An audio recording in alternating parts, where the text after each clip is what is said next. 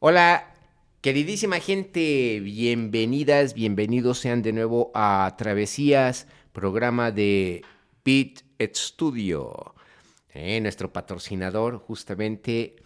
Y estamos aquí para platicar con ustedes, aparte de disfrutar y de invitarles a que su cerebro sea removido por un cafecito. Entonces, ya con eso, con el estímulo adecuado en la mente, vamos a platicar de un concepto que yo creo es muy interesante de tratar de dilucidar, que es el de liberalismo. Porque además está aparejado con otro concepto que se maneja obviamente dentro de la crítica de la política contemporánea, que es neoliberalismo. Entonces vamos a platicar qué significa liberalismo. Obviamente, como todo concepto, pues no es producto, ¿no? De que haya surgido de los efluvios de una mente delirante en ese momento, sino que el concepto es un constructo histórico, como todos los conceptos que nosotros utilizamos y que con los cuales nos comunicamos en el cotidiano. Uno de los conceptos, ¿no? Que son claves para entender la historia de nuestro país es precisamente liberalismo. ¿Y a qué le suena liberalismo? Bueno, suena obviamente a libertad, ¿no? Es decir, el concepto liberalismo encierra en sí mismo el hecho de que etimológicamente está relacionado con libertad.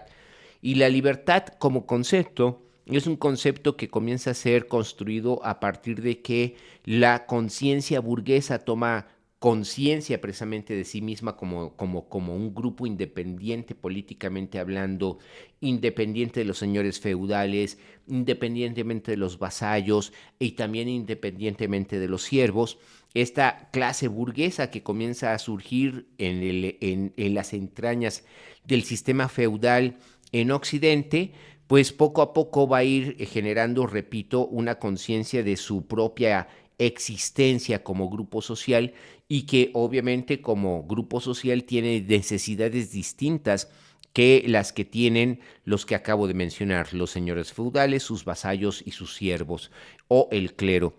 Entonces, bueno, liberalismo que tiene que ver con libertad, tiene que ver precisamente con el hecho de que la libertad se convierte en un punto fundamental de las sociedades burguesas que comienzan a surgir en los entornos feudales. Es bien interesante ver que alrededor de determinados castillos feudales en la Europa occidental comienza a crecer el burgo, ¿no? El burgo estaba poblado pues por artesanos, por gente que se dedicaba a la industria de la transformación, por ejemplo. Ya no eran personas que se dedicaban al sector primario, tales como los campesinos, que en este momento son los siervos, que es la gleba, que está adscrita a la tierra y que es propiedad del señor feudal. Aquí de los que estoy hablando, que son artesanos, que son proveedores de servicios, pues están conjuntando una nueva clase social que prontamente se convierte en antagonista de la antigua clase social feudal.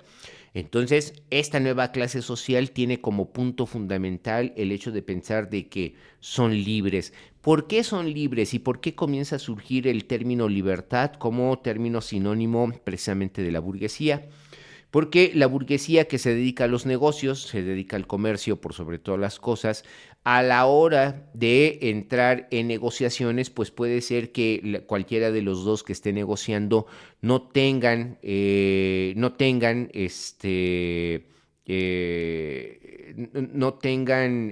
ninguna coartada de alguna autoridad que esté sobre ellos para poder negociar. Entonces, para poder yo negociar una cosa por otra cosa, pues tengo que dar, ¿no?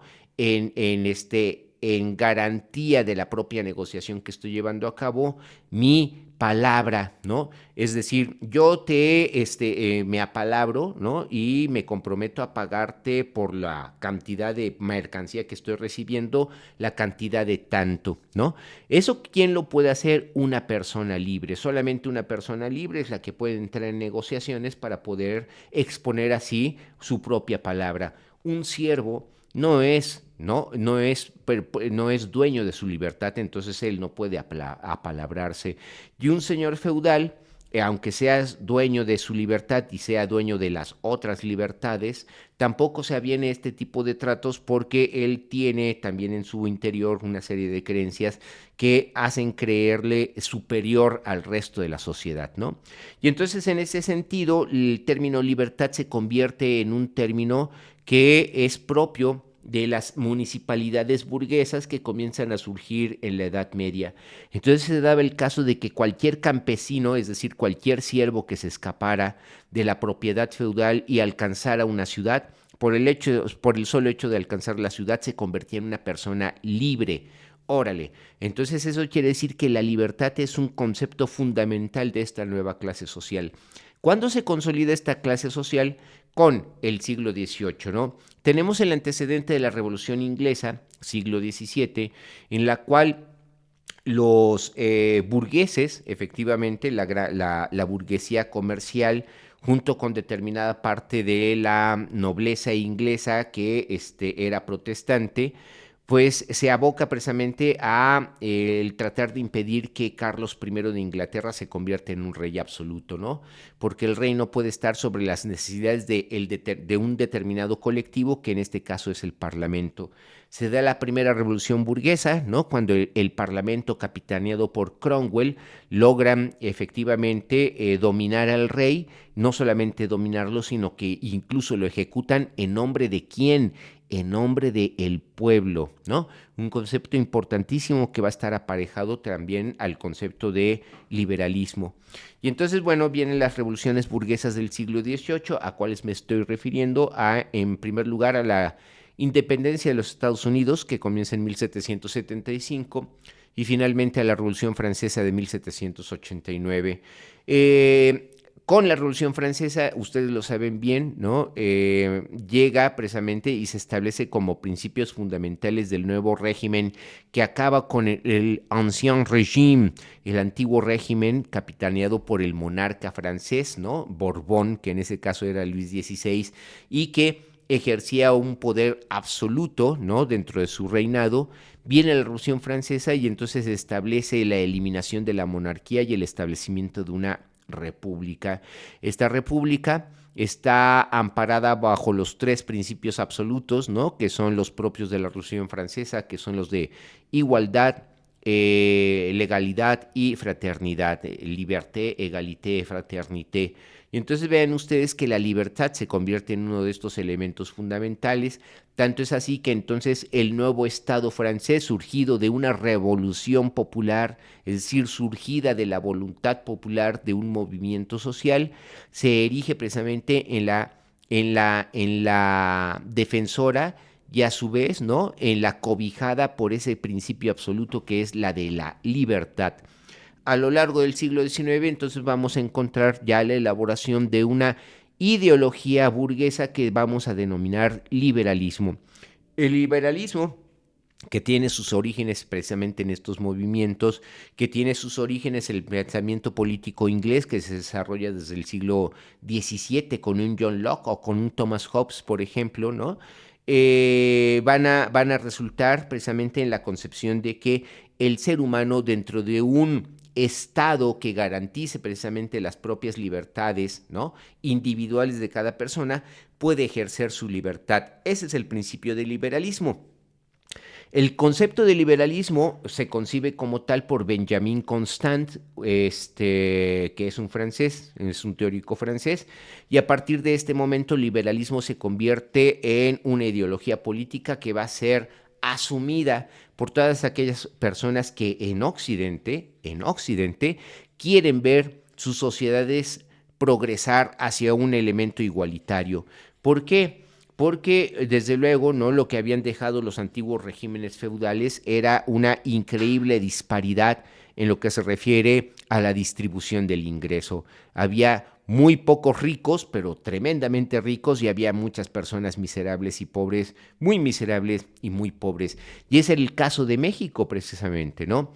Y entonces vamos a encontrar que después de la independencia, después de esta independencia que es consumada por el grupo dominante en el poder, ¿no? Es decir, por todos estos que son caudillos, que son dueños de haciendas, que son dueños de trapiches arruinados, que son dueños de minas arruinadas por la guerra de independencia. Todos ellos generan precisamente el primer Estado independiente mexicano, ¿no? Pero la primera etapa del México independiente es eminentemente caótico, ¿no? Precisamente protagonizado por militares ambiciosos y en defensa precisamente de un viejo orden que ya no correspondía a los nuevos anhelos de nuevas generaciones que veían en las condiciones del país las condiciones del retraso. Y entonces estos jóvenes, ¿no? Que van a crecer nacidos en los 1810, 1820 del siglo XIX, van a crecer también bajo el gran ambiente que el siglo XIX provee, que es el del romanticismo y el del liberalismo, precisamente, ¿no? Y entonces estos jóvenes, ¿no? Que crecen en estas nuevas condiciones, pues asumen al liberalismo con eso, con esa vitalidad juvenil como las juventudes del siglo XX en algunos países tomaron al comunismo, ¿no? Justamente como un ideal por el cual vale la pena luchar y combatir. Y entonces el liberalismo mexicano surge precisamente de las necesidades que hay de reformar esta sociedad para hacerla una sociedad más moderna, más igualitaria y más progresiva. Y todo ello bajo el amparo del término que defendieron con absoluta integridad los liberales del siglo XIX, comenzando con Benito Juárez, pasando por Ponciano Arriaga, por Sebastián Lerdo de Tejada, por Miguel Lerdo de Tejada, por Melchor Ocampo, por Santos de Gollado, por Ramírez y por todos ellos, ¿no? Justamente es el concepto libertad. Y la guerra de reforma, la guerra de 3 años que enfrentó a liberales contra conservadores, precisamente permitió que la libertad como principio fundamental se estableciera en nuestro país. Entonces, los liberales, ¿no? Corresponden a un programa político generado efectivamente por las ideas de Occidente que llegan a estos jóvenes y que tratan de implementar, ¿no? Que tratan de implementar en las condiciones históricas de nuestro país. En ese entendido, ¿no? También se trata efectivamente del hecho históricamente criticable de tratar de imponer modelos extranjeros a situaciones, ¿no? En donde la sociedad no correspondía en su conjunto. Es por eso que la libertad, el término libertad y el término liberalismo causaron tantos problemas y tanta resistencia a los propios liberales en una sociedad que era de por sí conservadora por el propio desarrollo histórico que se venía dando, por supuesto, ¿no? Y entonces los liberales vienen y lo que hacen es revolucionar la mente, cosa que hoy nosotros heredamos como si cualquier cosa. Y una de las cosas que él ampara en el hecho de que yo esté compartiendo estas ideas ante ustedes es el hecho de que efectivamente estoy ejerciendo mi libertad. Y esa libertad, ¿quién me la concedió? Precisamente la historia, ¿no? De estas gestas que van a realizar estas personas que por cualquier circunstancia, nos llevaron precisamente a vivir en estas condiciones de libertad. Ahora bien, este es el liberalismo, ¿no? Justamente del cual va a surgir la moderna democracia. El liberalismo es el paso antecedente precisamente para la construcción de la democracia. Y entonces, bueno, ¿por qué existe un concepto que se denomina neoliberalismo? Porque el viejo liberalismo, aparte de las ideas políticas que yo estaba exponiendo hace un momento, también está el hecho de que el liberalismo representa una determinada forma económica de efectivamente, ¿no? Ejercer, pues ejercer la distribución, consumo y producción de bienes y satisfactores para generar esto que es el capitalismo. Y entonces, bueno, liberalismo, ¿no? En el siglo XIX significaba también esta frase famosísima de los fisiócratas franceses, laissez-faire, laissez-passer, dejad hacer, dejad pasar, ¿no? Es decir, el liberalismo por lo que aboga es por un Estado que únicamente se dedique a arbitrar las condiciones del juego económico. Y las condiciones del juego económico van a funcionar según el juego de la oferta y la demanda. Lo único que tiene que hacer el Estado es dejar libre a las empresas para que jueguen, ¿no?, en este libre juego del mercado para poder imponerse ante el público consumidor. Ese es el liberalismo. Entonces, en ese sentido, desde el punto de vista económico, es de que nos llega el neoliberalismo. El neoliberalismo es una política, ¿no?, que se genera a partir de estos, de Freeman y de todos estos sabios, ¿no?, de la Universidad de Harvard, que creen que para poder resolver los problemas económicos de los países del tercer mundo, en términos generales y concretamente de las economías de América Latina, era precisamente imponer una serie de restricciones a lo que ellos consideraban una economía populista, ¿no? Porque la economía populista, es decir, la economía social, una economía generada más o menos por la Revolución Mexicana, consistía en hacer creer, bueno, consistía en la ficción de pensar que el Estado era la proveedora de todos los servicios y la que debe de organizar la vida económica también generando industria, ¿no? Y generando la infraestructura. Entonces, el modelo mexicano del siglo XX crece así, ¿no? Nada más que los funcionarios que ejercen, ¿no?, esta política, pues no tienen la cabeza ni la preparación necesaria y lo único que hacen es enriquecerse precisamente con todos los beneficios de lo que debería de haber sido una política social que beneficiara a todos, ¿no?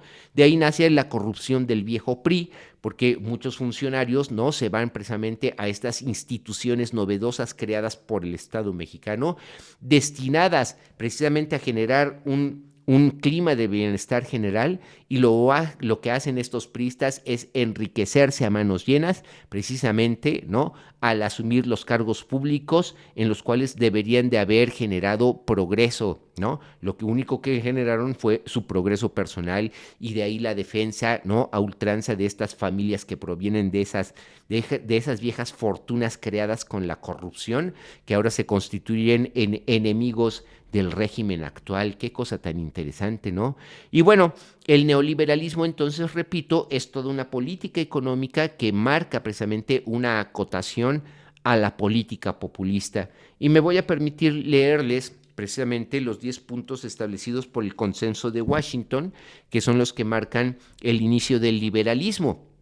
Liberalismo impuesto en este país, ya lo saben, históricamente hablando, a partir del sexenio de Salinas de Gortari, que comienza en 1988, con obviamente los elementos precedentes insertados en el sexenio de Miguel de la Madrid Hurtado, en donde Salinas de Gortari fue secretario de Programación y Presupuesto. Entonces, ¿en qué consisten los 10 lineamientos del neoliberalismo que rompen precisamente con un estado de beneficencia social? En primer lugar, la disciplina fiscal, reducir y evitar grandes déficits en las cuentas públicas, ¿no? Y ahí tuvo que ver mucho la corrupción necesariamente para crear ese tipo de déficits fiscales, ¿no?, en la época del viejo y corrupto PRI. Focalización del gasto público, ¿no?, hacia unas áreas determinadas, quitándole presupuesto hacia otras también muy importantes. Reforma tributaria, ampliar la base tributaria con impuestos como el IVA y cosas así por el estilo. Tipos de cambio competitivos que implican el siempre, ¿no?, tener una moneda devaluada para permitir que los productos propios puedan competir en mercados extranjeros. Apertura al comercio internacional, desde luego, ¿no? Por supuesto. La apertura a la inversión extranjera, que es uno de los puntos claves, ¿no?, que ya sea el neoliberalismo o el viejo liberalismo decimonónico, marcan como puntos puntuales precisamente o como puntos esenciales para llevar a cabo una prosperidad económica, ¿no? Siempre se toma en cuenta la inversión extranjera. Bueno, la privatización de empresas públicas, cosa que hizo Salinas de Gortari, de las cuales se salvaron pocas, como es Pemex, ¿no? La defensa a ultranza de Pemex, que está siendo hoy revisada en sus niveles más profundos, eso esperamos. La desregulación de mercados, es decir, el hecho de que el Estado no impone absolutamente ningún precio, ¿no? Límite para cualquier tipo de productos y tampoco provee subsidios para generar que determinado tipo de productos tengan como que una utilidad preferente, ¿no? La liberación de las tasas de interés, por supuesto, y por último, el fortalecimiento de los derechos de propiedad. Todos estos son elementos del neoliberalismo que lo que hacen, en términos generales, es favorecer el enriquecimiento de unos pocos en contra del interés de los muchos, ¿no? Lo que hace, ¿no? Precisamente el régimen actual es actuar en contra de lo que el neoliberalismo generó de negativo en nuestro país. Entonces, bueno, espero que con esta pequeña explicación acerca de lo que es el liberalismo y el neoliberalismo, a todas ustedes y a todos ustedes les haya quedado un poco más claro el panorama conceptual de lo que se habla cuando se hace referencia a cualquiera de estos conceptos, ¿no? Entonces, bueno, agradecemos a Bit Studios, precisamente, esto es Travesías, póngale like, coméntenos todo lo que ustedes quieran, por supuesto, y suscríbanse al canal, ¿no? Aprieten la campanita para recibir las notificaciones de nuestras nuevas producciones. Entonces nos estamos viendo, soy Carlos Tapia, mi queridísimo Uriel, ¿no? Que es el productor del programa, les saluda desde la parte de atrás de la cámara y ahí nos estamos viendo.